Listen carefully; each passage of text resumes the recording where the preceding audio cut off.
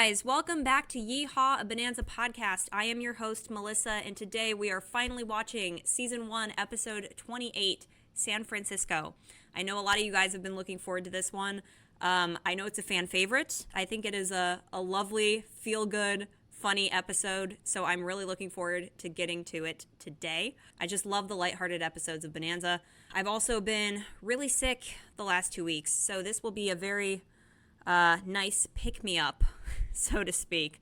I had a really bad cold almost 2 weeks ago, and then 2 days ago I came down with really bad food poisoning, and it just totally knocked me out. I don't know what's going on. There's got to be something going around right now, but I've really been looking forward to this all week, so we're finally recording it. I am glad to be here. Thank you for your patience waiting for these next episodes to get up. Right now I'm just getting them up as I can. I have reiterated this in the last few episodes, but this has been one of the busiest summers of my lifetime, and I'm shocked by it. So I appreciate all of your patience, but we're here, and we're going to watch San Francisco today. But before we do, I have a couple of announcements. First announcement is Yee-Haw, a Bonanza podcast, finally has an official website. I just finished it earlier today. It is launched. It is yeehawbonanzapod.com. I know, super creative. Super original. It's like Yee-Haw Bonanza Pod for all of my sites, but if it ain't broke, don't fix it. But that site is up and running. You guys can go ahead and check it out. It's pretty simple, but I thought it was important to have a landing page where people who are new to the podcast could go and get some basic information on it pretty quick. So please head on over to the site. Let me know what you think. Let me know if there are any glitching issues or anything like that so I can fix it. Or if you have any suggestions, I would be open to that too. So check out the site, yeehawbonanzapod.com.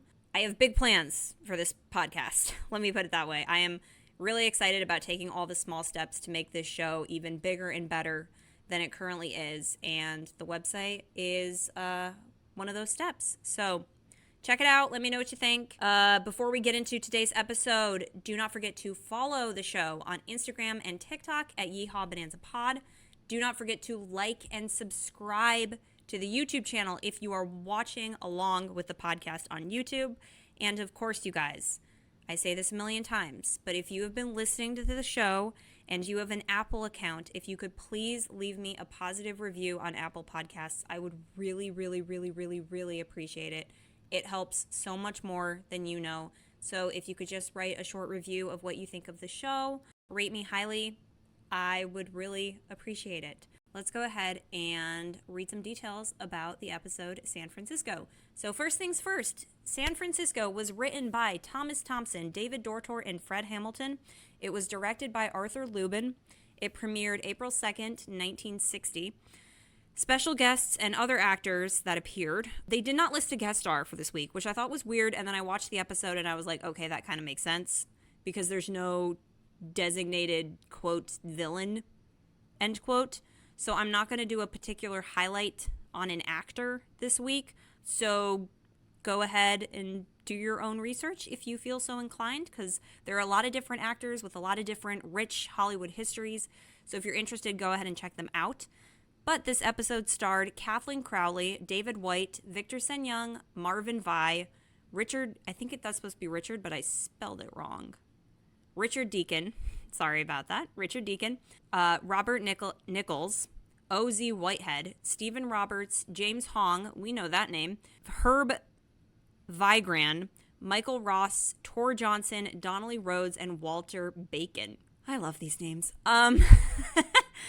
So a name that stands out to me in this episode would be James Hong, which I'm sure is an actor that many of you know. If you don't, you should really look at his IMDB page because he has so many Hollywood credits. It's kind of ridiculous. And he's still alive today, which I can't believe because that means he would be 96. So James Hong is alive and he's 96. And he appeared in this Bonanza episode. So that should tell you how long his career has spanned over Hollywood. Anyway, we'll talk a little bit more about that in a bit. But the episode description is, while in San Francisco, two of Ben's hired hands get shanghaied, and so does Ben in the process of looking for them. Oh, this is going to be so fun to watch. Apparently that was really common in the 1860s. Once again, that Bonanza historical accuracy, I have a nice appreciation for. So David Dortort, kudos to that guy. I know he was a historian as well as a show creator and writer, and you got to give the guy credit. He did his research, especially in these early seasons. But yes, it was very common to drug victims with, well, both drugs and liquor, and then use them as ship hands because they didn't have enough ship hands in the San Francisco ports. So it was kind of a brutal thing, but that's the origin of where that came from. Okay, we're doing trivia now. Sorry, guys. It's been a hot second before I've actually sat down to record one of these. And I also have a giant thing of Pedialyte because I'm trying to get those electrolytes back in my body since I still don't feel like 100% today, but it's whatever. Okay, so a little bit of trivia on San Francisco. According to IMDB, this episode features 2 guest stars who would later become famous bosses in future sitcoms. David White, who played Alexander Pendleton, would later play ad agency boss Larry Tate on Bewitched, and Richard Deacon, who played Captain Shark, would later play Supervisor Mel Cooley on The Dick Van Dyke Show. Both awesome shows. You guys should watch both of those. Very entertaining. I particularly love The Dick Van Dyke Show. So there's another story that goes along with this episode, San Francisco. For those of you who may not know, there is a website online called oocities.org, aka Welcome to Bonanza in Aussie, which has a website holding details, facts, and bloopers from almost all Bonanza episodes. I'm sure some of you are aware of this website. I have a couple fellow Bonanza podcasters who listen to this show, so I'm sure they're aware of it. But it looks to be a fan-started site from the early 2000s. I can't officially confirm the validity of the site, but I can tell you guys it does contain facts on Bonanza I know to be true from other sources and articles that I've found in the past. So it's highly likely that the stories shared on that site are authentic, but take it with a grain of salt. So if anybody knows who started the site Welcome to Bonanza in Aussie, or where the story sources come from, please let me know. I would really appreciate it. The following story that I'm about to share is one that I found on this website and a few other sources, so I am 99% sure that it's true. The story comes from Michael Landon from both the Johnny Carson show, I think in the 70s, and then an article that supposedly came out in 1988. It is about Lorne Greene and his famous toupee, and it's pretty funny. Michael Landon recalls, this is a quote from the article from 1988, "If Lorne was touchy about anything, it was his baldness. He covered his head with a toupee that Dan Blocker and I called the Gray Rat, at first behind his back and then, to his obvious amusement, openly. Hard as we tried, we never caught Cartwright or Greene without the hairpiece. We came close as we were filming a scene in which Ben leaped into a lake, quote, really a tank of water. He submerged, but the Gray Rat did not. It floated. Everyone clear the set, barked the assistant director, aware of the star's sensitivity.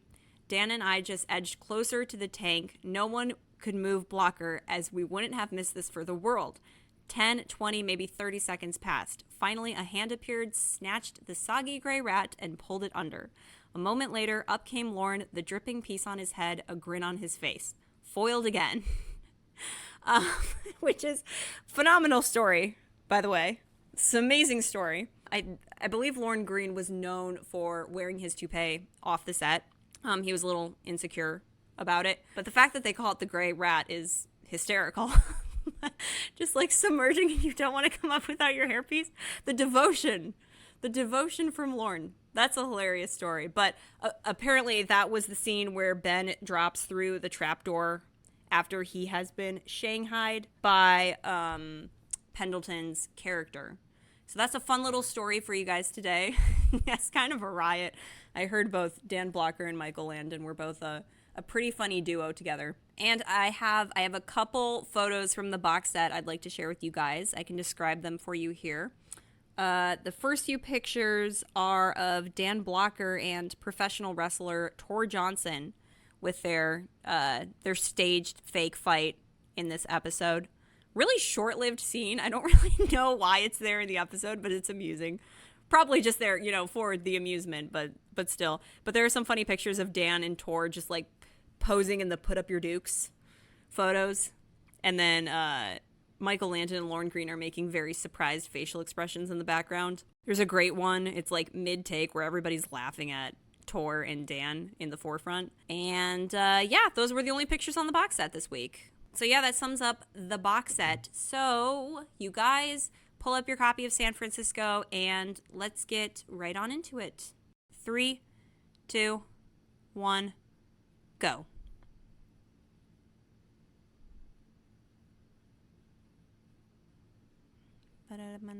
Bonanza. Bum ba bum bum ba bum ba da.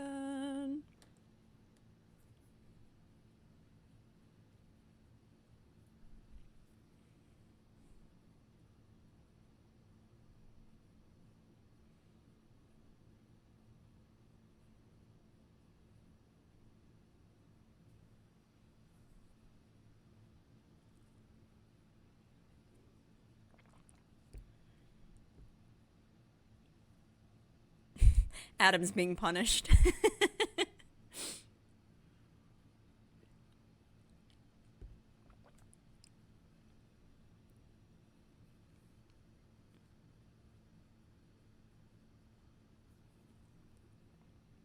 Get it? We're not in Kansas anymore.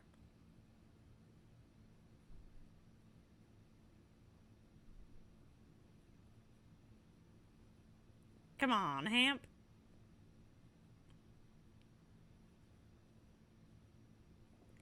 Johnny and Hamp. They sound like they belong in the Three Stooges. They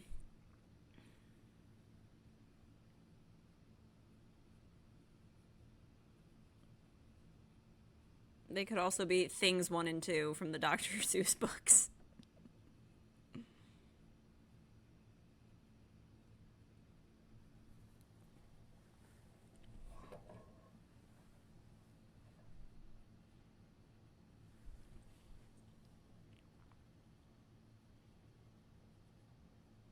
This jacket on, is it Hamp? The guy on the right-hand side, the brown jacket. I love seeing how many times they reuse the costumes in Bonanza. Like that one purple dress that all of the women on Bonanza wear. This jacket has been worn by like Jack Lord and so many other actors in season 1.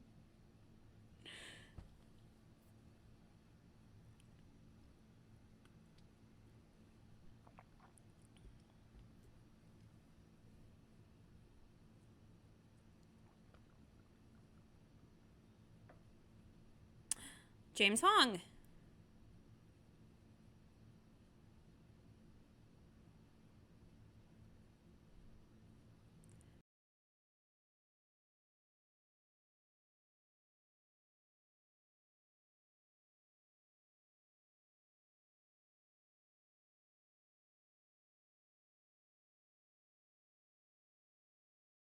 It is really weird to see James Hong in this show. I did a little bit of research and I found out that at the time of recording this episode, he would have been 31 years old, which is so weird to think about because he's been around for so long and he's still kicking. He's still doing roles. What was his last role? Everything Everywhere All at Once, maybe? He was in that, right? I think he was in that. But, like, dude's been around for forever. It's so impressive.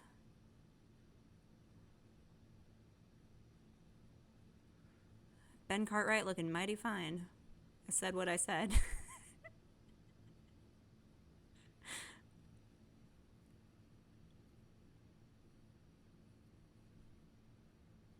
Johnny and Hamp. I can't get over that. Oh, hello, Michael Landon.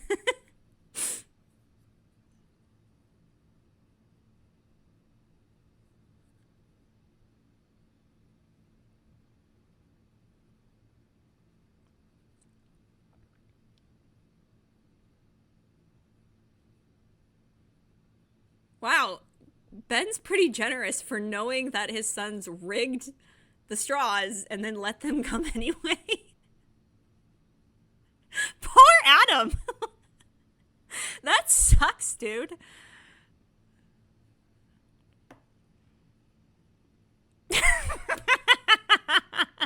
Hey, now you're talking, brother. That was so good.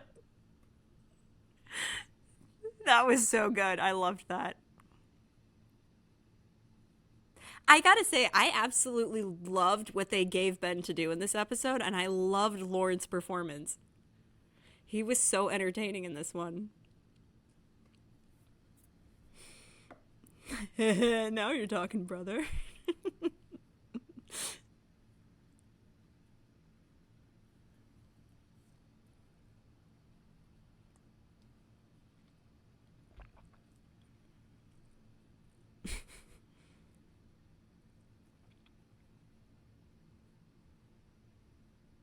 I love Hop Sing so much.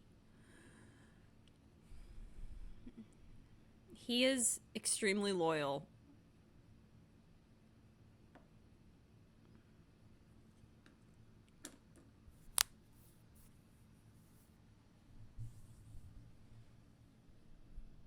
Is it Hamp or Hemp? Hamp.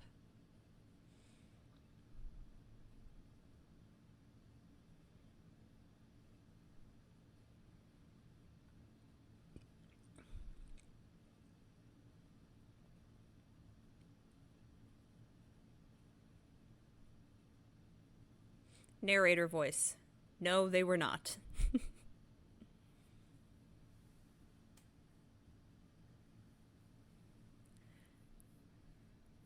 This is actually a really nasty business.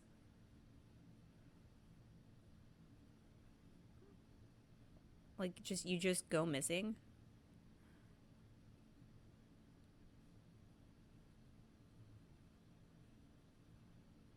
I mean, they took a pretty horrific thing and they turned it into a comedy, which is kind of impressive.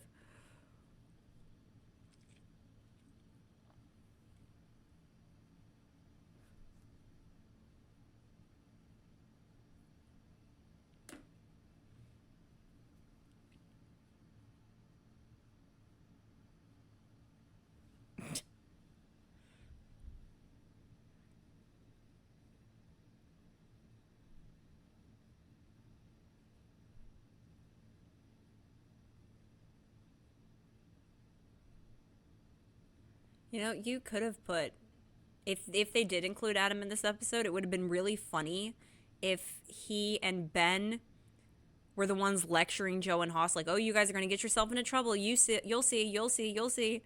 And then Ben and Adam get taken, and then Joe and Haas have to save them. I think this episode works great as is, but it would have been funnier, especially because, like, Ben and Adam are known for being the logical, think clearly, don't be stupid characters. And it would have been funny to see both of them get their butts handed to them.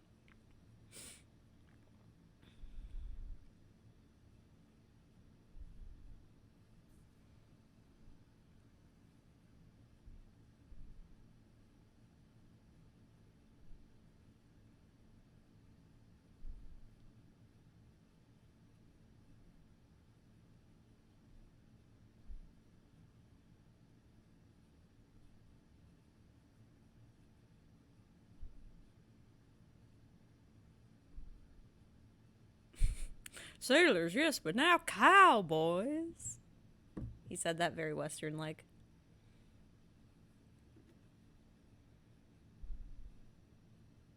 Okay, a bit cold.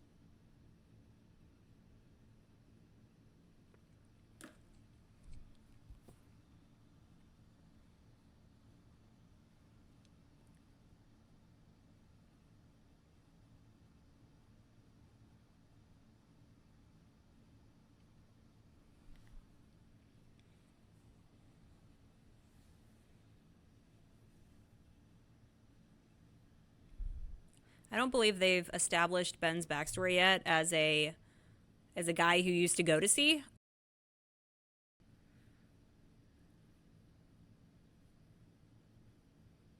But it would be interesting had they defined that, how that would have maybe changed Ben's perspective in this episode. But I don't think that they had gotten the backstories figured out. When did the mom's storyline start? I think the mom storylines began in, mid-season 2 or 3? Because the first one was Elizabeth, My Love. But again, it would have been interesting to see this episode through the perspective of Ben being like, I was one of these guys. Like, that just would have been an interesting take.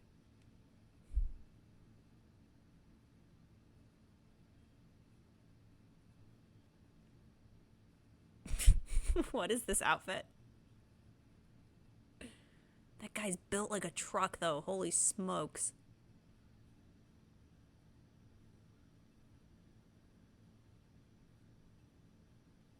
I can just imagine how the conversation about that scene went. They were like, oh, like, Dan's a big guy. We should get another big guy in the episode and have them wrestle with each other. Fun fact about Dan Blocker, he weighed around 300 pounds.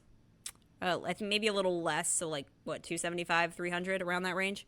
And he was 14 pounds at birth, which, honestly, kudos to his mother, because that is crazy. Can you imagine birthing a 14-pound baby? That's insane. But he was, like, one of the biggest men. I think he already weighed, like, 200 pounds by the time, excuse me, that he was, like, 12 or something.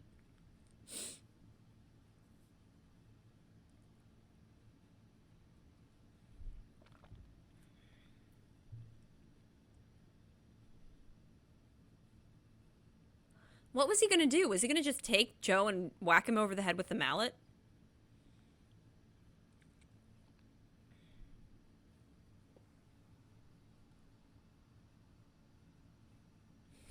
I love the way he grabbed him there. Lauren is so entertaining in this episode. I love it.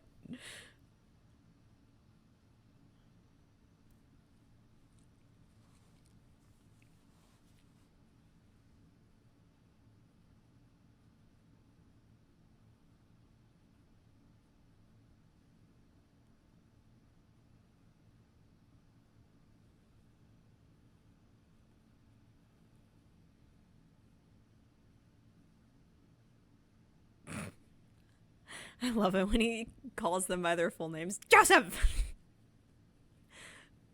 Although I think he's only ever called Haas Eric like once or twice in the entire show. Maybe once. This scene is so pointless. I love it. It's just so random. Why I oughta.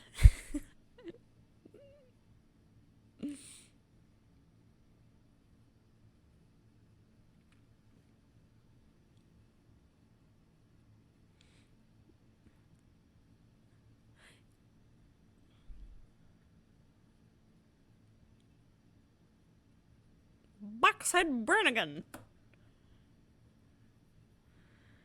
Yeah, so Boxhead, did I say Boxhead? It's Busthead Brannigan. Anyway, Busthead Brannigan, I mentioned this earlier, was Tor Johnson, and he was a professional wrestler during this time.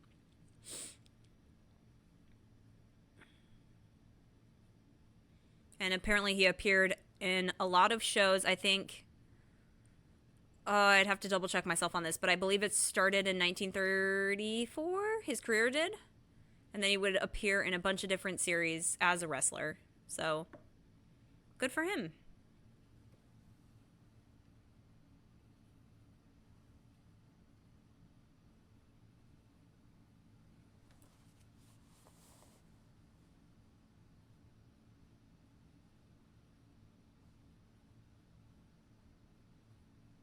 Dad burn it. That would be a good sticker idea. I'm writing that down. Dad burn it.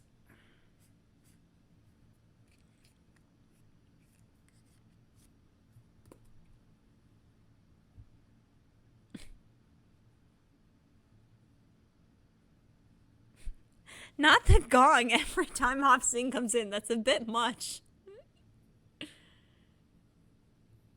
It's a gag. It's used as a gag, but it's like, guys.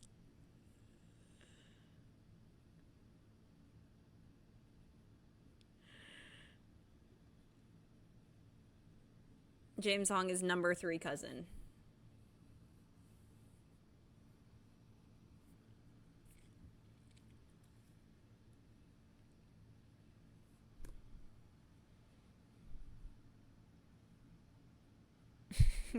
Joe's like, "Aw, I want to bust in the buildings."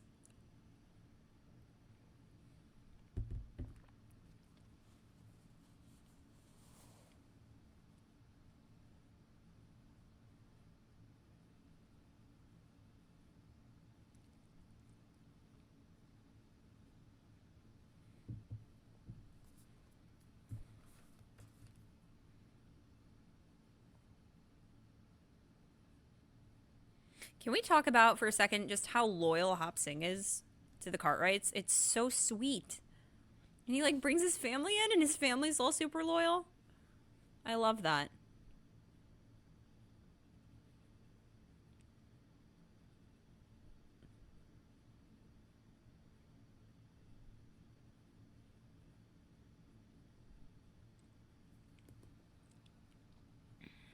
I'm just gonna go in and catch a quick show.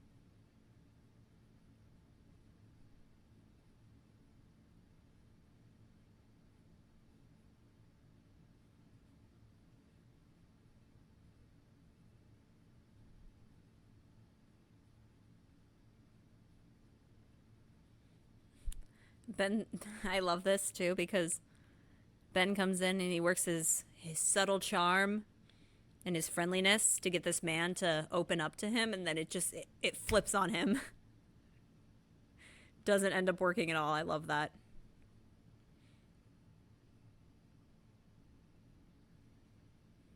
Schmoozing him.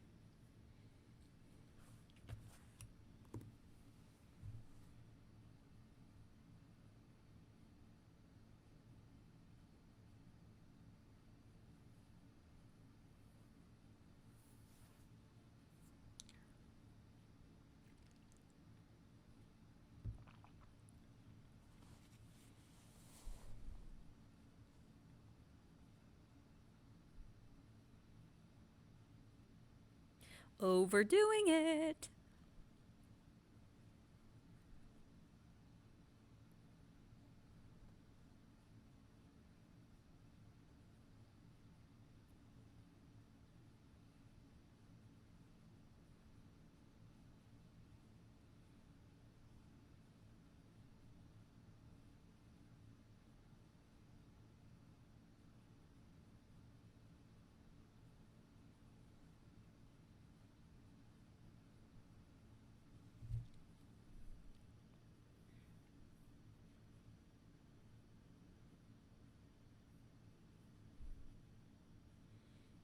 Okay, so the actor playing Alexander Pendleton is actor David White.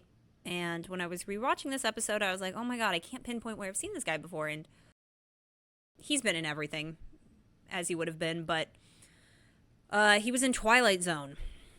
There's an episode, and the name of the episode escapes me right now. But I know that's where I've seen him before.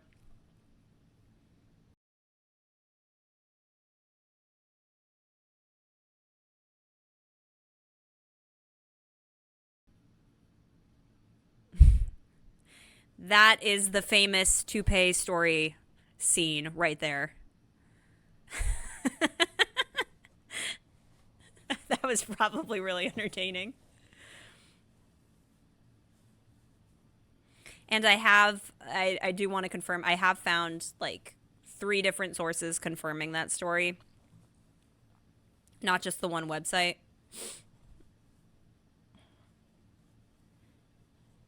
Oh, boom, got him. Also, Also, they've really made an art out of this shanghaiing business. Did nobody else see that in the bar?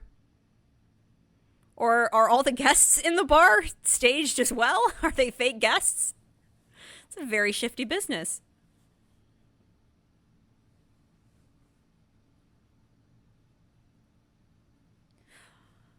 I'm so excited to get to the scene where Hoss is just a total badass. Not the gong, guys. The gong is... It's so on the nose, I can't.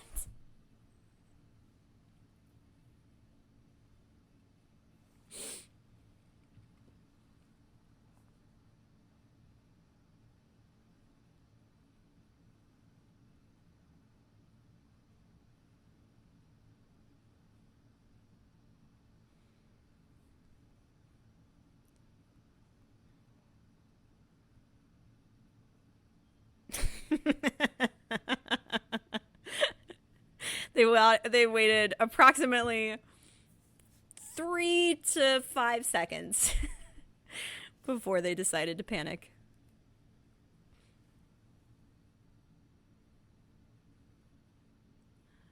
Oh, gee, Mr. Cartwright, we sure are sorry.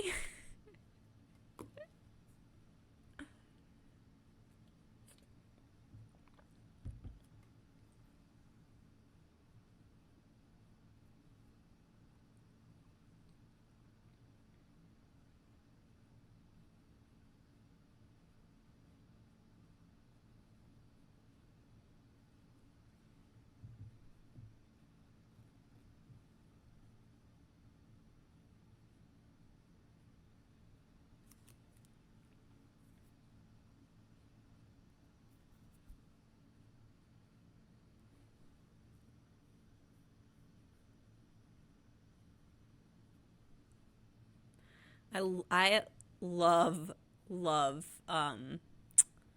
actor Richard Deacon as Captain Shark. I think some of his line delivery was really funny in this episode.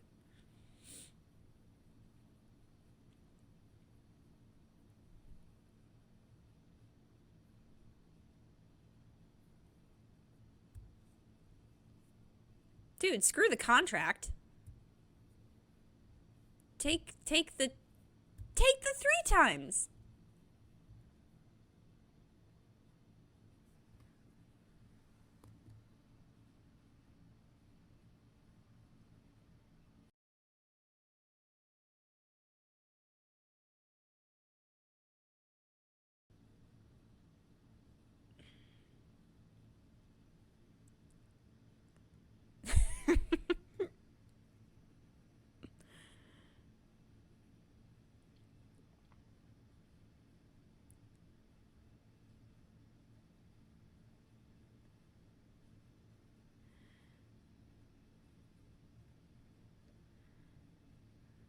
Johnny and Hamp don't seem like the brightest bulbs in the box.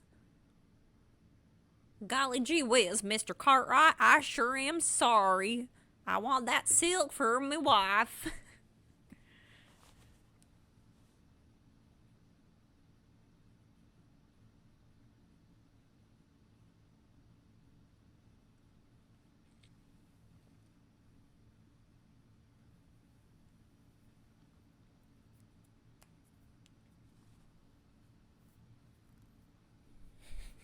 Captain's like, my men must be drunk and loopy, totally unaware. I want them stupid.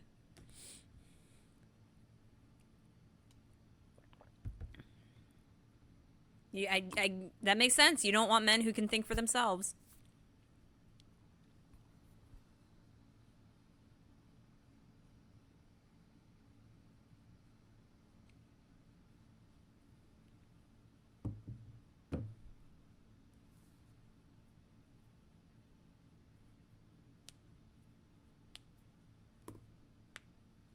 Now here is Kathleen Crowley. She plays Kathleen, also known as Quick Buck Katie, which is a fabulous name.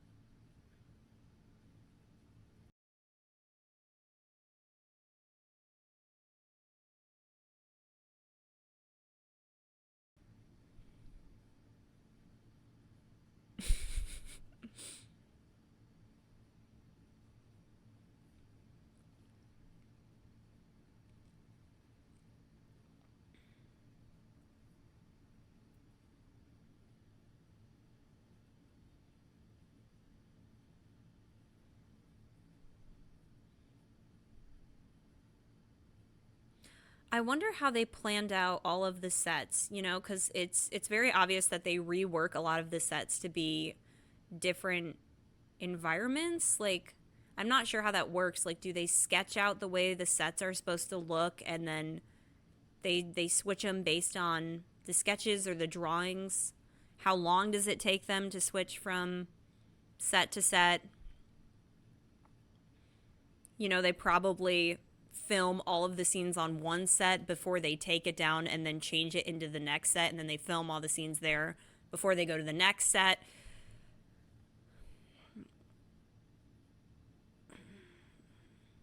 It's just interesting stuff to think about, especially in this time. Especially because so many environments now are built by CGI, which I can't stand because it takes away the authenticity. Like, even in movies, you see this all the time. Like, even sets feel more believable than CG.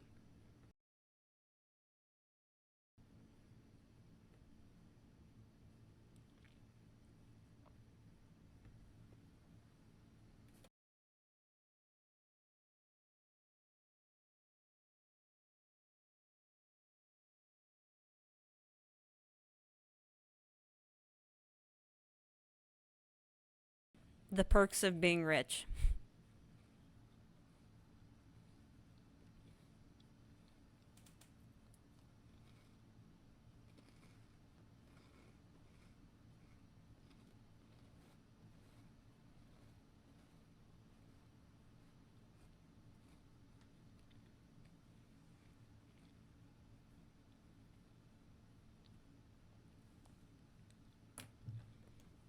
Okay, what's $500 in 2025? Let's see.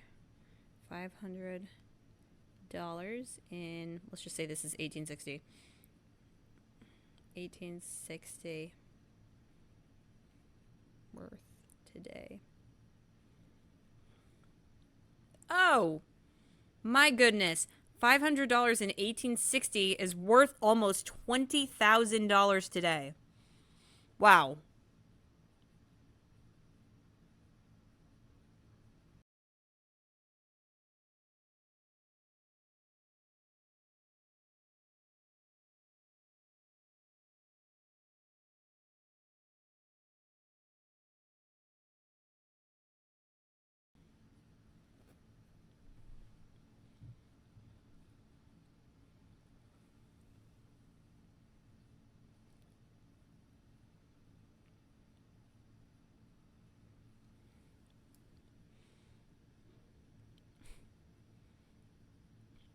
It's funny because not even Ben's street smarts are helpful to him after lecturing Joe and Haas about being careful.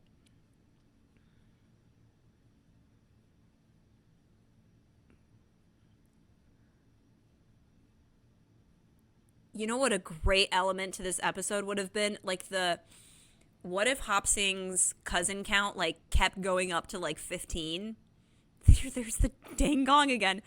What if his cousin count, like, slowly went up to 15, and then in the final scene, it's like Hopsing and all of his cousins save the Cartwrights?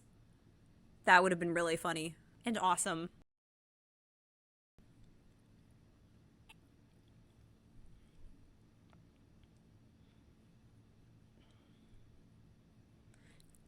I freaking love Haas in this scene.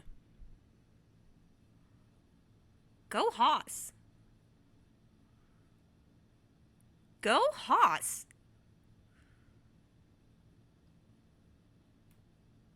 Go Haas.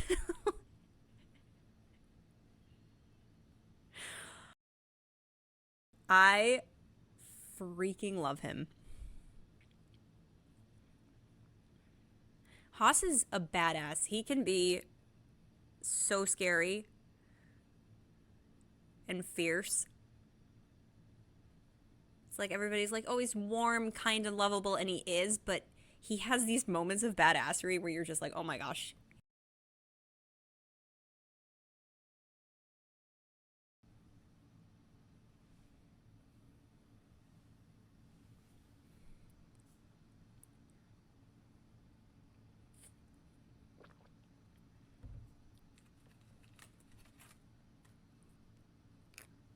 Why would you have any reason to tell him the truth?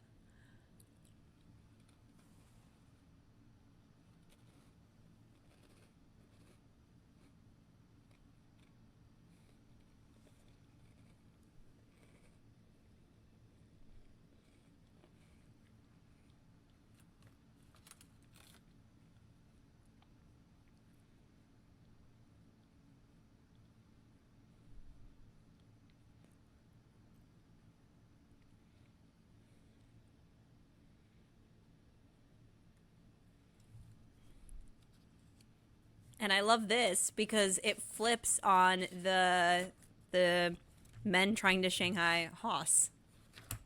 Like, it doesn't go the way that they think.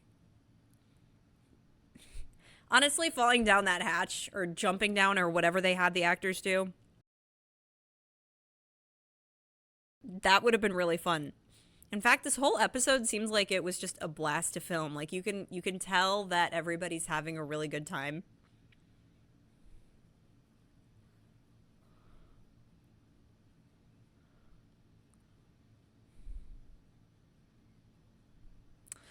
Also, this is going to sound like a weird question, but do we see a lot of Bonanza episodes that feature bodies of water this prominently, or at least like Cartwrights in bodies of water? Or am I crazy? Or maybe it's just the environment that's throwing me off here.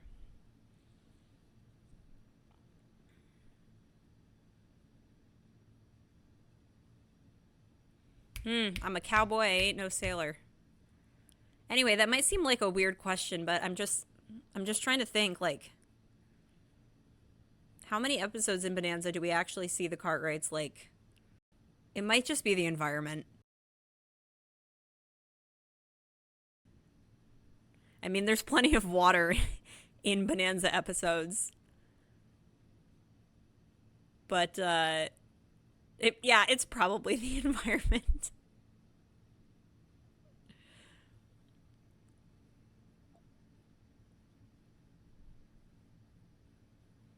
Oh, to be held by Ben Cartwright.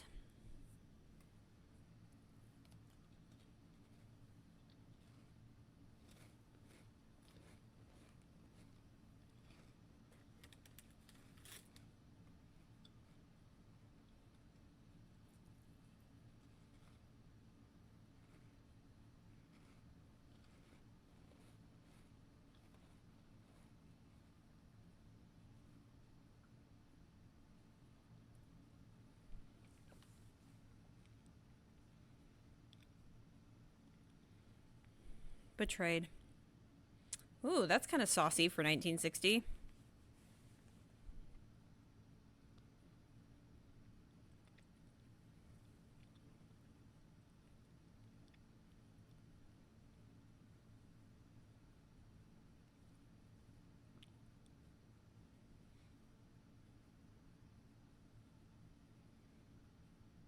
Double crossin' witch.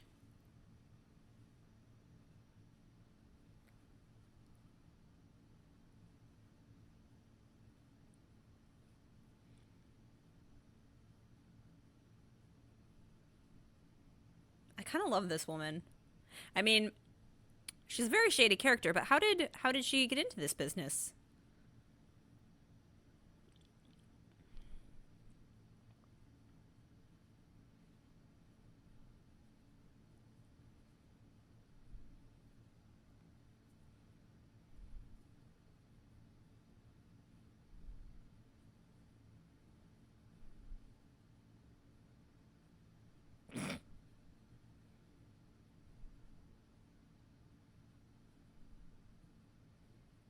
Oh, quick buck Katie knows what she's doing.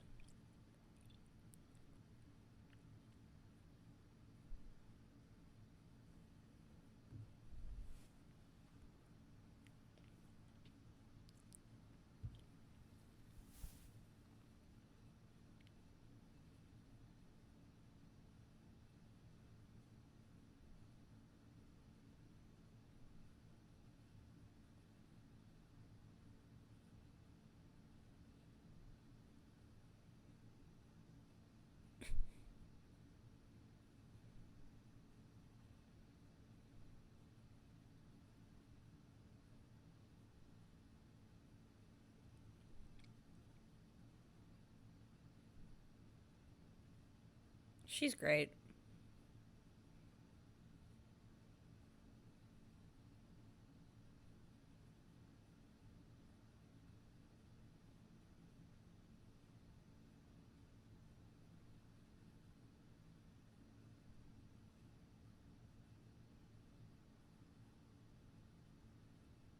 Dang.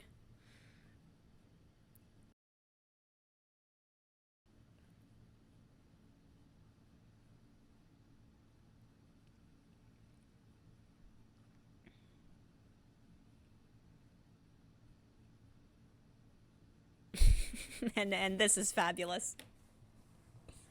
Nope, Haas is bringing them in.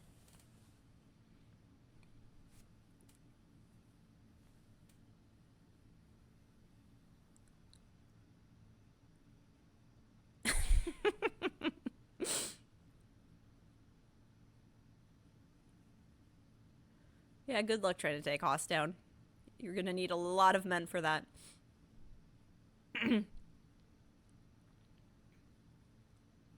This guy in the background just watching them.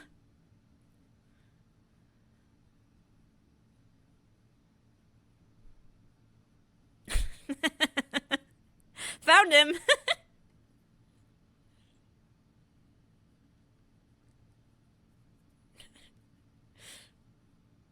Dang, girl.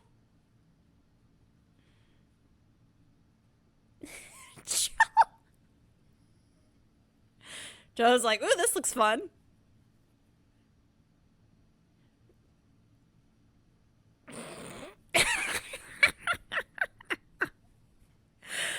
Joe never misses an opportunity. He will take every chance he gets.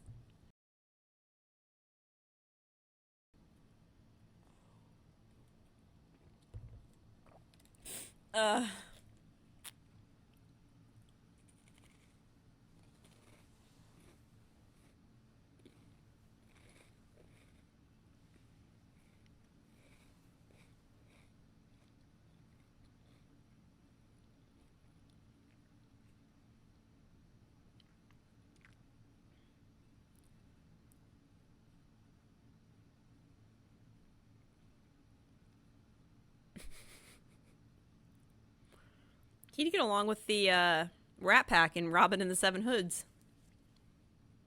Mr. Booze, Mr. Booze.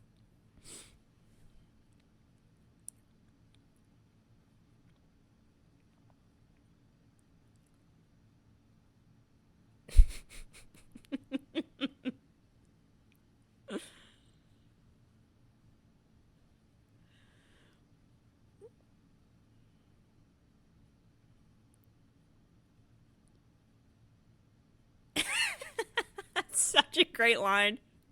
The reek of demon rum is nauseating to me. This man is an obvious drunk. I'll take him. There's something about his line delivery that's like so great. He says things like so serious and matter-of-factly.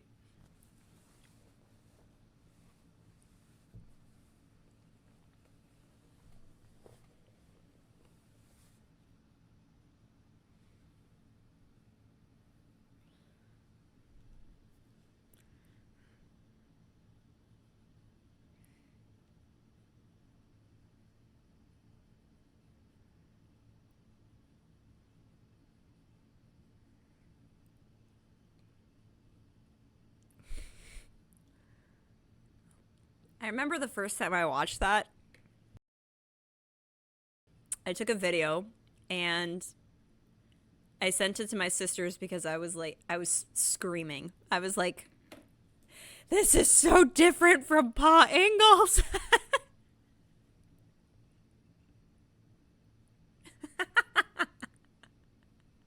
That's such a fair question, though.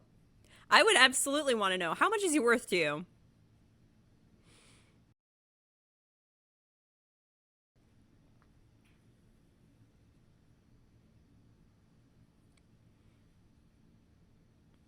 Anyway, revisiting Michael Landon in this show was definitely like a culture shock in of itself because he's so ingrained in my brain as Paul Ingalls. And this is just like flirtatious, passionate, feisty, cutie little Joe.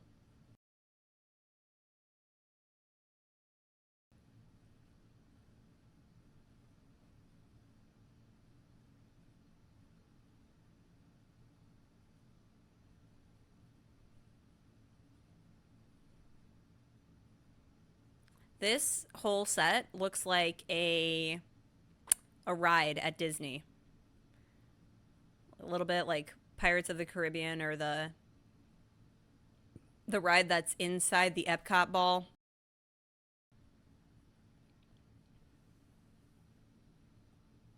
I wonder what happened to all of this stuff. Like, some people have it in their homes, but like what happened to it after Bonanza finished production? Like, it did just go into storage and then get thrown out after a while, or like some people definitely got this in their homes, like some of the memorabilia at least.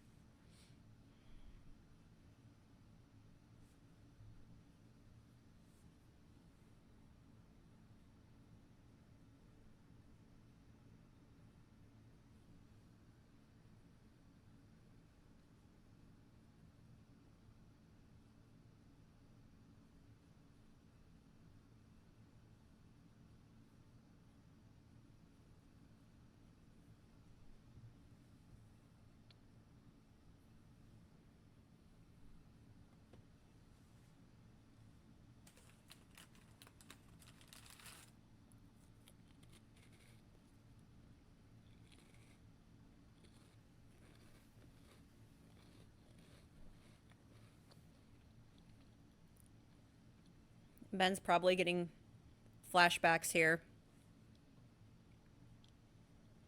But his backstory wasn't officially set up yet. But one can imagine, right?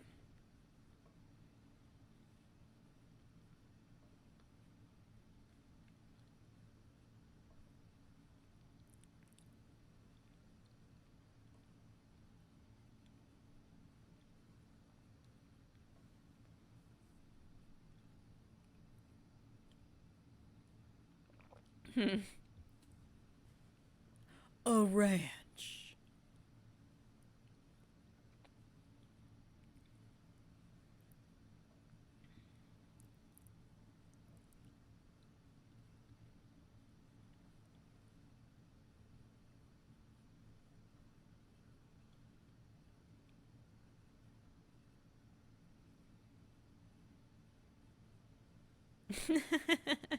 That's true.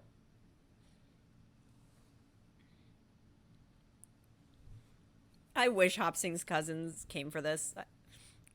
That would have been a nice final touch.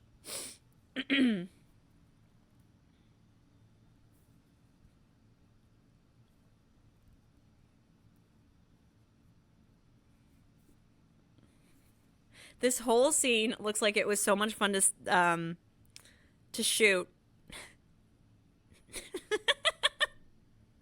Hopsing's evil laugh.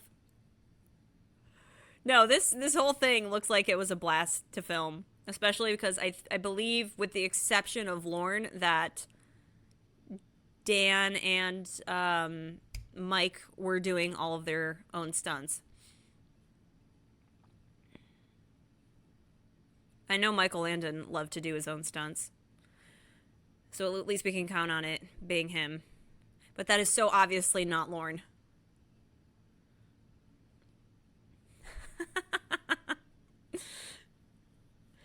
Like, the fighting on the upper deck, that definitely wasn't Lorne.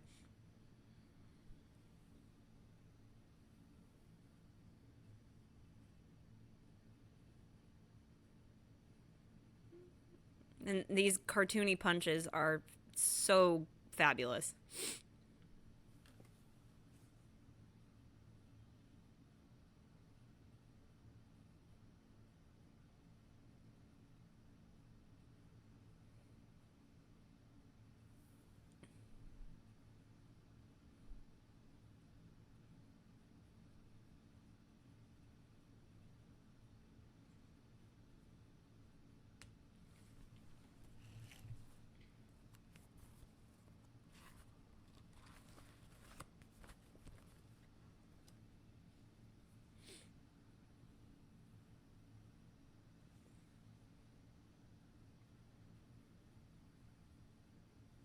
What a fun episode.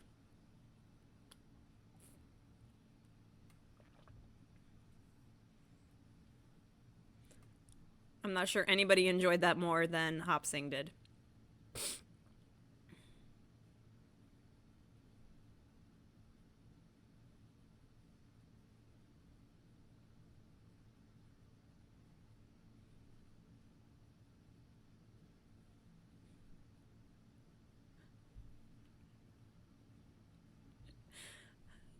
I love this gag because everybody conveniently, I think except Lord, but everybody conveniently gets a black eye on the left eye.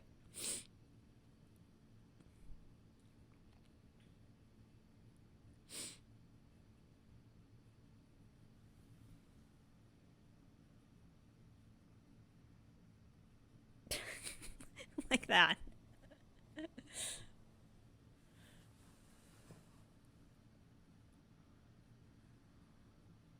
I bet this was a fun one to pen as a script.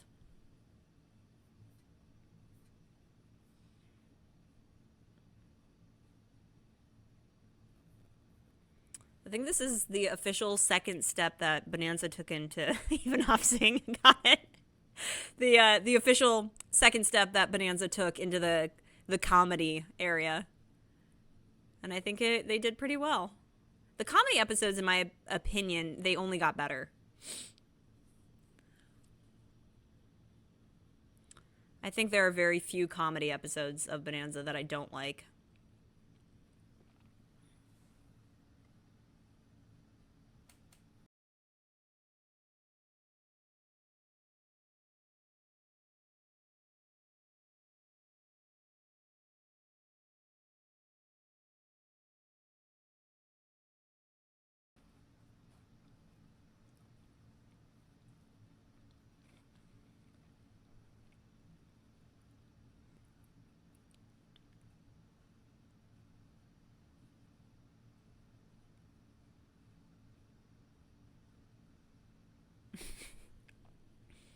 Adam goes to San Francisco by himself. Actually, I would love to see Adam's reaction to this entire story.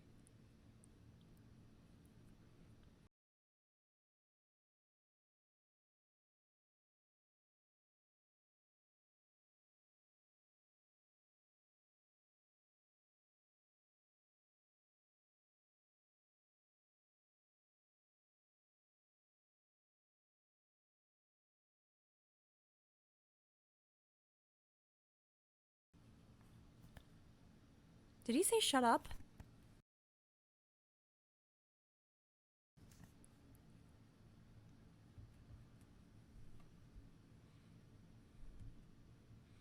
Aw, cheesy little ending. I like it though. Okay. Cute little episode. The theme of that one, do not get shanghaied in San Francisco. Or beware of shanghaiing in San Francisco. Wow, what a nice little episode. Very, very delightful. Not groundbreaking with plot, but it knows what it is, and it was just a nice time all around. And you need episodes like that.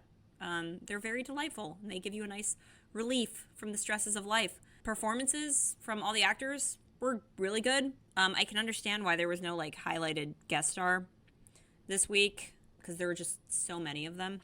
I particularly really liked Lorne in this one. I think some of his line delivery was really funny, and it's just nice to flip Ben's character.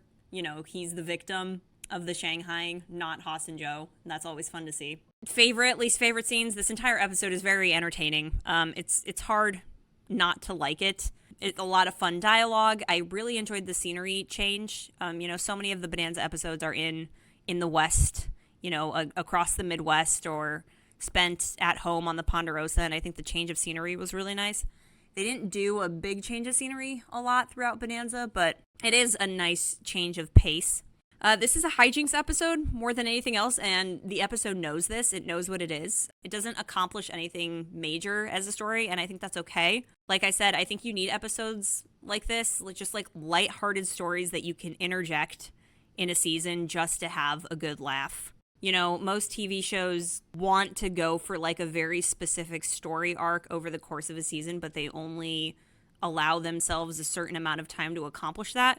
Whereas TV used to be anywhere between 24 to 34 episodes in a season, and they used to be a plot of the week type thing. And we've kind of walked away from that as a society, and that kind of makes me sad because it does limit you with the types of stories that you're able to tell. You know, when you're doing a tight arc, that's great. I think people like seeing a specific story arc take place, but when you're doing that over the course of a season, and your season is 8 to 12 episodes, you're not really allotting for anything else to like be in there or allow for like any breathability. And when you have longer seasons, you can explore many different types of stories within that season. And I think we've really gotten away from that story of the week format. I would like to see some series go back to that. There are a few series that still do that, but I would say it's probably rarer than it used to be. But what do you guys think of this episode? I believe I've mentioned this, but I'm going to do a season 1 Bonanza episode ranking when we get through these last 4 episodes, because we do only have 4 episodes left in the season. That's crazy. It's taken us a while to get to the end of the season, taking me much longer than I thought it was going to, but I'm going to do a season 1 ranking, and I think this one's going to be on the higher end of that ranking. I did start a little question on my YouTube Bonanza community, so if you want to head over there and answer that question, I would love to know your thoughts. It's about the scenery in Bonanza in the different locations. So go head over to the YouTube community and check that question out. I don't know when I'm going to get the next episode up, but I'm going to try to get into a better schedule because it looks like things will really start to slow down at the end of this month. So hopefully we can get back into a weekly routine. But the next episode is Bitter Water. Thank you guys for tuning in to this episode, and I will see you next time when we watch Bitter Water. Have an amazing day, everybody.